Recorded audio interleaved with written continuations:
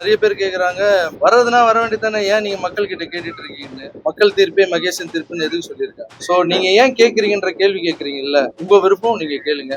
நான் இனிமே எதனா செய்யறதுன்னா மக்கள் கிட்ட கேட்டு தான் செய்வேன். ரோட்ல இருக்கிற தெருநாய் கூட நம்மள பார்த்தா கத்தும், யார் இது புது ஆளு வந்திருக்காங்க அப்படின்னு. அந்த தெருநாய் இருக்குல்ல, அதுக்கு பிடிச்ச பிஸ்கெட் போடணும். ஒரு சில தெருநாய்ங்க எல்லாம் பாத்தீங்கன்னா பிஸ்கெட் சாப்பிடாது, பிரியாணி தான் சாப்பிடும், நான்வெஜ் தான் சாப்பிடும். புதுசா அரசு வேணும், அரசு வேணும், மாற்றம் வேணும், மாற்றம் வேணும்னு கேக்குறீங்க. மாற்றம் வந்துடுச்சு, மாற்றத்துக்கு கொஞ்சமான டைம் கொடுக்கணும்வா? ஒரு வாடகை வீட்டுக்கு நம்மளுக்கு இவ்வளவு கஷ்டப்பட வேண்டியது, ஒரு அரசாங்கத்தை புதுசா கொடுத்துருக்காங்க. ஏன்னா விமர்சனங்கள் நம்ம வைக்கிறதுக்கு முன்னாடி நம்ம என்ன செஞ்சோம் அப்படின்னு கொஞ்சம் யோசனை பண்ணிட்டு விமர்சனங்கள் வச்சா நல்லா இருக்கும். சார் யாரு கூட வரணும், எந்த டைம்ல வரணும், எப்படி வரணும், என்னுடைய அரசியல் நிலைப்பாடு என்னன்னு. சார் எல்லாரும் தற்கொலைன்னு சொல்றது வந்து, ஒருத்தர் வளர்ந்து வந்தாங்கன்னு வச்சுங்களேன், அதுக்கு ஏதாவது ஒரு தாக்கணும், அவங்க வர வைக்க கூடாதுன்றதுக்காக கூட அப்படி சொல்லலாம். கண்மூடி கண்ணி திறக்கிறதுக்குள்ள வந்து உட்காந்துட்டாங்க.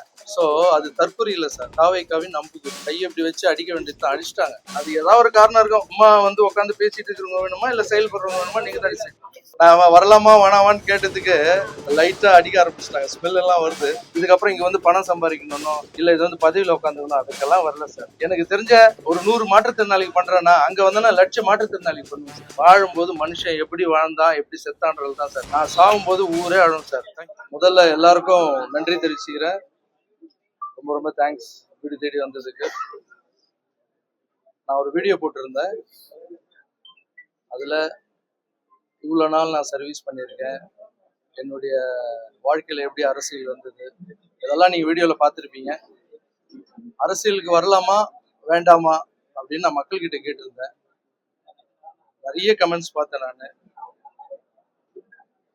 சின்ன பசங்கள்ல இருந்து வயசானவங்க வரைக்கும் எல்லாரும் வந்து அவ்வளோ அன்போட வாங்க, நீங்க வராம வேற யார் வர்றது. ஒரு சிலர்லாம் பாத்தீங்கன்னா யூத் பசங்க எல்லாம் திட்டுறாங்க, என்னென்ன யோசனை பண்ணிக்கிறீங்க, வாங்கினேன் அப்படின்றாங்க. ஸோ அவ்வளோ உரிமையோட கூப்பிடுறாங்க, ரொம்ப சந்தோஷம்.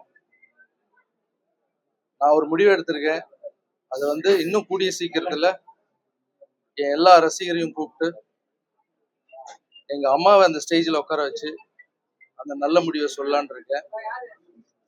ஸோ எல்லாமே நல்லதாவே நடக்கும். நான் சொல்ல வந்தது இவ்வளவுதான். ஸோ இங்க என்ன வீட்டு தேடி வந்த என்னுடைய ரசிகர்கள் எல்லாருக்கும் என்னுடைய நன்றி தெரிவிச்சுக்கிறேன். என்கிட்ட சொன்னது வந்து, இந்த திருநங்கை சிஸ்டர்ஸ்லாம் வந்திருக்காங்க, பார்க்க வந்திருக்காங்க, உங்களுக்கு பொக்கே கொடுக்க வந்திருக்காங்க. நான் ஜிம்ல இருந்தேன், சரி பார்க்க வந்திருக்காங்க. அப்புறம் ஒரு சிலர் வந்திருக்காங்கன்னு சொன்னாங்க. பார்த்தா இவ்வளோ அன்புகள் வீட்டாண்ட கூட்டியிருக்காங்க. வந்த எல்லாருக்கும் என்னுடைய நன்றி. நீங்க நினைச்சது கூடிய சீக்கிரம் நடக்க போகுது.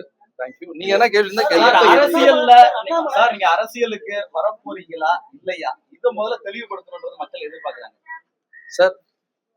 நான் கமெண்ட்ஸ் எல்லாம் படிச்சேன், நான் ஒரு நல்ல முடிவு எடுத்திருக்கேன். அதை என் ஃபேன்ஸ் எல்லாரையும் கூப்பிட்டு எங்க அம்மாவை அந்த ஸ்டேஜில் உட்கார வச்சு அந்த முடிவை சொல்றேன். இன்னொரு விஷயம் என்னன்னா, நிறைய பேர் கேக்குறாங்க, வர்றதுனா வர வேண்டியதானே, ஏன் நீங்க மக்கள் கிட்ட கேட்டுட்டு இருக்கீங்கன்னு. மக்கள் தீர்ப்பே மகேசன் தீர்ப்புன்னு எதுக்கு சொல்லியிருக்காங்க.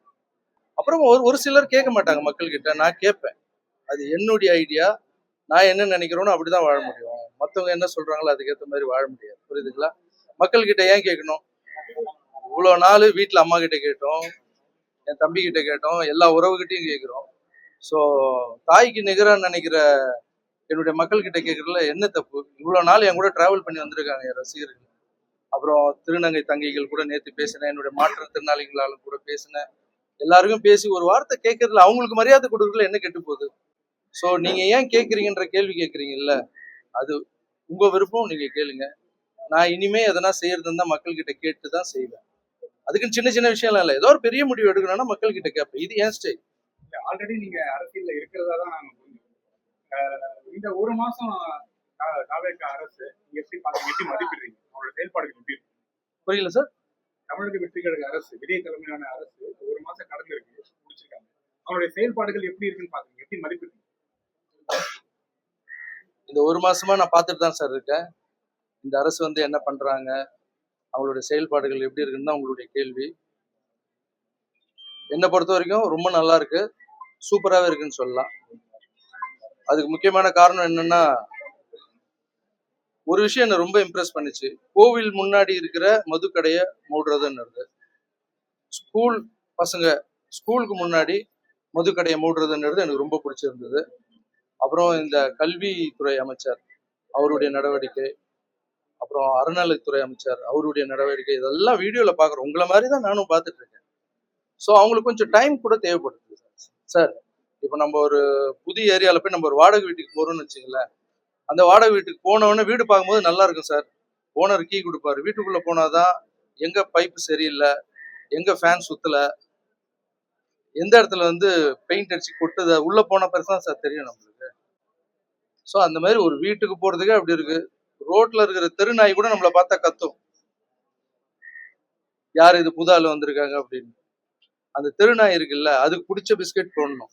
ஒரு சில தெருநாய்ங்கெல்லாம் பாத்தீங்கன்னா பிஸ்கெட் சாப்பிடாது, பிரியாணி தான் சாப்பிடும், நான்வெஜ் தான் சாப்பிடும். அதுக்கு பிடிச்ச மாதிரி செஞ்சு அதை போட்டு அது நம்மளை கத்தாம பாத்துக்கணும். ஒரு நாய்க்கோ ஒரு வீட்டுக்கே இவ்வளவு ஆகுதுன்னா ஒரு நாட்டை கொடுத்துருக்கீங்க, கொஞ்சமாவது டைம் கொடுங்க. பாசிட்டிவா திங்க் பண்ணுங்க. புதுசா அரசு வேணும், அரசு வேணும், மாற்றம் வேணும், மாற்றம் வேணும்னு கேக்குறீங்க. மாற்றம் வந்துடுச்சு, மாற்றத்துக்கு கொஞ்சமான டைம் கொடுக்கணும்வா? ஒரு வாடகை வீட்டுக்கே நம்மளுக்கு இவ்வளவு கஷ்டப்பட வேண்டியது. ஒரு அரசாங்கத்தை புதுசா கொடுத்துருக்காங்க. சோ என்னை பொறுத்த வரைக்கும் அவங்களுக்கு கொஞ்சம் டைம் கொடுத்தா நல்லதுன்னு நினைக்கிறேன். எதிர்கட்சிகள் அதுக்குள்ள கடுமையான விமர்சனங்களை முன்வைக்கிறாங்க சார் கடுமையான விமர்சனங்கள் அவங்க முன்வைக்கிறதுக்கு ரீசன் வந்து என்னன்னா, என்னை பொறுத்த வரைக்கும் சார், நான் எது இருந்தாலும் மனசுல படுறது ஓப்பனா பேசுவேன். அதுக்கு பொறாமை தான் சார் காரணம். ஏன்னா விமர்சனங்கள் நம்ம வைக்கிறதுக்கு முன்னாடி நம்ம என்ன செஞ்சோம் அப்படின்னு கொஞ்சம் யோசனை பண்ணிட்டு விமர்சனங்கள் வச்சா நல்லா இருக்கும். கொஞ்சம் டைம் கொடுங்க சார். என்னை பொறுத்த வரைக்கும் என்னன்னா, கொஞ்சம் டைம் கொடுத்தா நல்லா இருக்கும் சார். திருச்சி கிழக்குல நீங்க போட்டியிட போறீங்களா? திருச்சி கிழக்குல போட்டு சார், நான் முதல்ல அரசியல் வரனா இல்லையான்னு நான் எங்க அம்மா முன்னாடியும் எங்க ரசிகர் முன்னாடியும் சொல்றேன்னு சொல்லியிருக்கேன். அது சொன்னப்புறம் அதை பத்தி பேசுவேன். சரி, உங்களோட அரசியல் வருகை அறிவித்ததுக்கு அப்புறம் எதை நோக்கி நீங்க பயணம் பண்ண போறீங்க? ரசிகர்களோட பெரும்பாலான கருத்து தாவேக்காக அப்படின்னு சொல்றாங்க. கமெண்ட்ஸ்லயும் தாவேக்காங்கிற அது வந்து அதிகமா இருக்கு. இப்படி சார், யாரு கூட வரணும், எந்த டைம்ல வரணும், எப்படி வரணும், என்னுடைய அரசியல் நிலைப்பாடு என்னன்னு நான் ஒரு நல்ல முடிவு எடுத்திருக்கேன். அதை கூடிய சீக்கிரம் ரசிகர்கள் முன்னாடி சொல்றேன். எதிர்கட்சிகள்லாம் ஒரு விமர்சனத்தை வைக்கிறாங்க விஜய் மீது. சார், யாரோட சேர்ந்து பயணிக்க போறீங்க உங்க அரசியல் வாழ்க்கை? அதெல்லாம் கொஞ்சம் பர்சனல் சார். அதெல்லாம் பர்சனலான விஷயம். ஒரு சில ஃபோன் வந்திருக்கு, எல்லாம் சாப்பிட கூப்பிட்டுருக்காங்க, வாங்கன்னு சொல்லி அட்வைஸ் பண்ண கூப்பிட்டுருக்கேன். எனக்கு என்ன, நான் ட்ரஸ்ட் வச்சு நடக்கும்போது எல்லா கட்சி தலைவர்கிட்டையும் நான் போய் ஹெல்ப் கேட்டிருக்கேன் சார். எல்லாரும் வந்து எனக்கு எதிரி இல்லை, எல்லாரும் எனக்கு நண்பர் தான். ஸோ எல்லாருக்கிட்டையும் அட்வைஸ் வாங்கி பெரியவங்க கிட்ட எல்லா கட்சி தலைவரும் பார்த்து ஆசீர்வாதம் வாங்கிட்டு என்னோட முடிவை சீக்கிரமா அறிவிப்பேன் சார். ரஜினி அவர்களோட இது குறித்து ஏதாவது பேசுனீங்களா? உங்களுடைய அரசியல் இந்த மூவ்மெண்ட், அதாவது வரவேணா வரவேணாம், ரஜினி அவர்களோட ஏதாவது பேசுனீங்களா? உரையாடுனீங்களா? அவர் ஆசீர்வாதம் இல்லாம நான் எதுவுமே பண்ண மாட்டேன் சார். ஸோ அவருடைய ஆசீர்வாதத்தோட தான் நான் எல்லாம் பண்றேன்.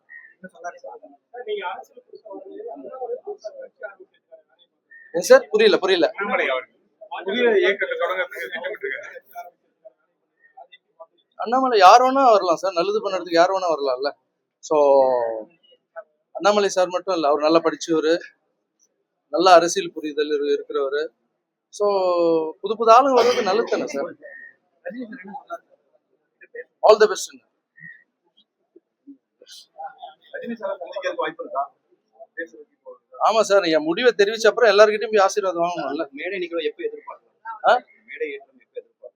கொஞ்சம் சீக்கிரமாவே சார். ஏன்னா ஒரு விஷயம், ஒரு புது விஷயத்த நம்ம முன்னெடுத்து போறோம். அதுக்கு வந்து கொஞ்சம் டைம் எடுத்து கரெக்டான தேதியை சார் உங்களெல்லாம் கூப்பிடாமையா சார் பண்ணிடுவோம். ஏன்னா நான் டான்ஸ் மாஸ்டர்ல இருந்து வளர்ந்து வரைக்கும் என் பத்திரிகையாளர் எல்லாருமே என் கூட வந்து சப்போர்ட்டா இருந்திருக்கீங்க. எல்லாம் என்னுடைய நல்லது கெட்டது எல்லாத்துக்கும் நீ கூட இருந்திருக்கீங்க. நீங்களும் ஒரு ஃபேமிலி மாதிரி தான். உங்களை எல்லாரையும் கூப்பிடுவேன், எல்லா ப்ரெஸ் மீட்டும் நான் அட்டன் பண்ணுவேன், எல்லாரையும் பார்ப்பேன். ஸோ உங்ககிட்ட சொல்லாம எந்த ஒரு விஷயமும் செய்ய மாட்டேன். எதிர்கட்சிகள்லாம் விஜயோட ரசிகர்கள் தாவேக்கா தொண்டர்கள் எல்லாம் தற்கொலைன்னு சொல்லி விமர்சிக்கிறாங்க. என்ன சார், புரியல? விஜயோட ரசிகர்கள் அதே போல தாவேக்கா தொண்டர்கள் எல்லாம் தற்கொலைன்னு சொல்லிட்டு ஒரு விமர்சனம் வைக்கிறாங்க. அந்த ஒரு டேர்ம் எப்படி பாக்குறீங்க? அதை பத்தி உங்க கருத்து என்ன? விஜய் சார் ரசிகர்களை தற்கொலைன்னு ஏன் கேட்கறான்னு கேக்குறீங்களா? விமர்சனம் பண்றாங்க எல்லாரும் சார். எல்லாரும் தற்கொலைன்னு சொல்றது வந்து ஒருத்தர் வளர்ந்து வந்தாங்கன்னு வச்சுங்களேன், அதுக்கு ஏதாவது ஒரு தாக்கணும், அவங்க வர வைக்க கூடாதுன்றதுக்காக கூட அப்படி சொல்லலாம். மற்றவங்களுடைய பார்வையில வந்து அது தற்கொலை சார். எனக்குன்னு ஒரு பார்வை இருக்கு. அது வந்து தாவேக்காவின் அம்புக்குறி. அது தற்கொலை இல்லை, தாவேக்காவின் ஷார்ப்பான அம்புக்குறி. அது எப்படின்னா, பெரிய மலையை உடைக்கும், நுழையாத இடத்துலயும் நுழையும். அது என்னென்னவோ பண்ணிட்டு இருக்கு. கண்மூடி கண்ணி திறக்கிறதுக்குள்ள வந்து உக்காந்துட்டாங்க. ஸோ அது தற்கொலை இல்லை சார், தாவேக்காவின் அம்புக்குறி. கையை இப்படி வச்சு அடிக்க வேண்டியதுதான், அடிச்சிட்டாங்க.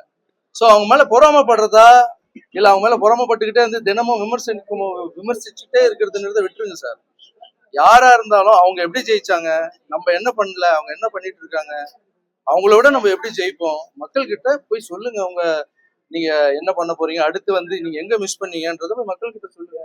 அவங்க பார்த்து உங்களுக்கு பண்ண போறாங்க. 26 தேர்தலுக்கு பிறகு இது மாதிரியான ஒரு அறிவிப்பு என்ன சார்? 26 தேர்தலுக்கு அப்புறம் ஆ. அரசியலுக்கு வரட்டுமா வேணாமா அப்படின்னு ரசிகர்கள்ட்ட கேட்க வேண்டியது. அதான் முன்னாடி பதில் சொல்லிட்டு சும்மா ரிப்பீட். வேற கேள்வி தம்பி. ஆ. ஆ. ஆ. இல்ல சார், அதெல்லாம் ரூமர் சார். ரூமருக்கெல்லாம் பதில் சொல்ல முடியாது சார். ஏன்னா நம்ம வந்து எந்த விஷயம் வந்து வெளிப்படையா அவங்க சொல்றாங்களோ அதுக்கு தான் சொல்ல முடியும். சார் அரசியலுக்கு வந்த அப்புறம் நடிப்பிலும் உங்களோட பயணம் தொடரும். அரசியலுக்கு வரனா இல்லையன்றது சொல்லிடுறேன், அதுக்கப்புறம் நடிப்பினத்தை பத்தி பேசலாம். விஜய் அவர்கள் வந்து பிரஸ் மீட்டே பண்ண மாட்டாரு, தமிழ்நாடு நலன் சார்ந்த பிரச்சனைகள் தொடர்பாக இது வரைக்கும் பேச மாட்டாரு. அதுக்கு ஏதோ ஒரு காரணம், அதுக்கு ஏதாவது சொல்ல விரும்புறீங்க? அது ஏதாவது ஒரு காரணம் இருக்கும். சும்மா வந்து உட்காந்து பேசிட்டு இருக்கிறவங்க வேணுமா இல்ல செயல்படுறவங்க வேணுமா, நீங்க தான் டிசைட் பண்ணுங்க. சார், இப்ப நீங்க வந்து இப்ப உங்களுக்கு எல்லாரும் நண்பர்களா இருக்கா? அவங்களால அரசியல் முடிவு எடுத்த பிறகு அவங்களே உங்களுக்கு அந்த சமயத்துல நீங்க எப்படி செயல்படுவீங்க, என்ன மாதிரி செய்வீங்க? சார், இப்ப இருக்கிற எல்லா அரசியல் கட்சி தலைவரும் நான் அண்ணனா பாக்குறேன், என்னுடைய அப்பாவை பாக்குறேன், வயசானவங்க எல்லாருமே வந்து எனக்கு வந்து ஒரு சொந்த மாதிரி தான் சார் பாக்குறேன். ஒருவேளை நான் என்னுடைய அரசியலுக்கு நான் வந்து என்னுடைய நிலைப்பாட்டை எடுத்து வைக்கும் போது அவங்க இப்ப மட்டும் நான் அடிக்கலன்னு நினைக்கிறீங்க, நான் வரலாமா வேணாமான்னு கேட்டதுக்கு லைட்டா அடிக்க ஆரம்பிச்சிட்டாங்க, ஸ்மெல் எல்லாம் வருது.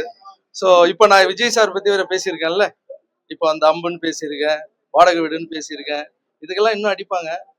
அடிக்கட்டும், ஒன்றும் பிரச்சனை இல்லை. ஏன்னா இல்ல இல்ல இல்ல நான் சொல்றேன், சொல்லி முடிச்சிடுறேன். அடிக்கட்டும், எல்லாமே வந்து விளையாட்டு தானே, நம்மளும் நல்லா கேம் ஆடுவோம்ல, களத்துக்கு இறங்கணும்னு நம்மளும் கேம் ஆட ஆரம்பிப்போம்.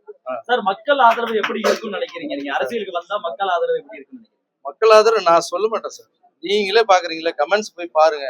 நான் போட்ட வீடியோக்கு எப்படி கமெண்ட்ஸ் பண்றாங்கன்னு பாருங்க. கண்டிப்பா மக்களுக்கு யாரு நல்லவங்க கெட்டவங்கன்னு தெரியும் சார். சார், நடிக்கவே முடியாது சார். இப்ப இருக்கிற சோசியல் மீடியா வளர்ந்துருச்சு சார். நீ நடிச்சா அதுக்கு உண்டான பலன் கிடைக்கும் சார், நீ உண்மையா இருந்தா அதுக்கு உண்டான பலன் கிடைக்கும் சார். நான் நடிக்க மாட்டேன் சார், உண்மையா இருப்பேன் சார். சில வருஷத்துக்கு முன்னாடி வந்து உங்களுக்கும் திரு சீமான் அவர்களுக்கும் ஒரு கருத்து மோதல் இருக்குது, அது தீர்ந்துருச்சா? இல்ல அவரையும் நீங்க அண்ணனா தான் பாக்குறீங்களா? இல்ல அவரை போய் சந்திக்கிறீங்களா? அதான் சொல்ல வீடியோலயே சொல்லிட்டேன்ல சார். சீமான் சார் வந்து ஃபர்ஸ்ட் பிரச்சனையா இருந்தது, அதுக்கப்புறம் ஜிகர்தண்டா பார்த்தேன், அவர் தான் அன்பு, எது கொடுத்தாலும் அதீதமா இருக்கும். அண்ணன் ஃபோன் பண்ணி பேசினார், எல்லாம் டீட்டெயிலா சொல்லியிருக்கேன் சார். இங்க அரசியலுக்கு நான் வர்றது வந்து சண்டை போடுறதுக்கு வரல சார், வெறுப்பு அரசியல் பண்றதுக்காக வரல. மக்களுக்கு என்னால முடிஞ்சது பண்ணிட்டு இருக்கேன். இதுக்கப்புறம் வந்தா அதுல எப்படி எல்லாம் பண்ண முடியும்ன்ற ஒரே ஒரு ஆசை தான் சார். இதுக்கப்புறம் இங்க வந்து பணம் சம்பாதிக்கணும், இல்ல இது வந்து பதவியில உட்காந்துக்கணும், அதுக்கெல்லாம் வரல சார். எனக்கு தெரிஞ்ச ஒரு 100 மாற்றுத்திறனாளிக்கு பண்றேன்னா அங்க வந்தேன்னா 1,00,000 மாற்றுத்திறனாளிக்கு பண்ணுவேன் சார். எனக்கு தெரிஞ்ச கஷ்டப்படுறவங்க, சாப்பிடுறவங்க, ஒருமை நிலையில இருக்கிறவங்களுக்கு இப்ப முடிஞ்சு 1,00,000 பேருக்கு பண்றேன்னா அங்க வந்து கோடி மெம்பருக்கு என்னால பண்ண முடியும் சார். சார், பணம் லைஃப் இல்லை சார். வாழும்போது மனுஷன் எப்படி வாழ்ந்தான் எப்படி செத்தான்றது தான் சார். நான் சாகும்போது ஊரே அழும் சார்.